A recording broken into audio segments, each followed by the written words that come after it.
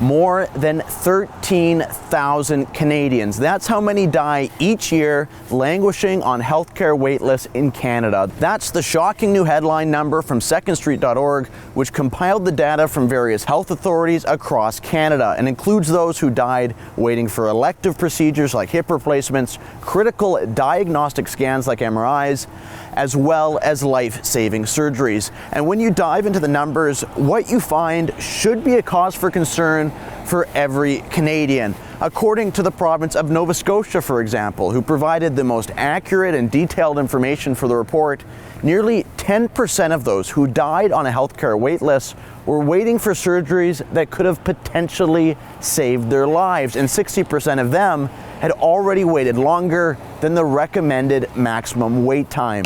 Now, governments aren't perfect, and that's totally okay, but this particular policy failing is literally costing people their lives. For example, 18-year-old Laura Hillier was an Ontario student fighting cancer who desperately needed a bone marrow transplant.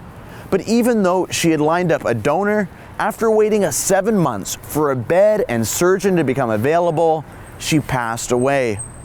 Or there's the case of Michael Hull from Quebec, a 72-year-old who required cardiac surgery within 2 to 3 months. Instead, 9 months after he was placed on the waiting list, the government finally phoned to schedule his surgery.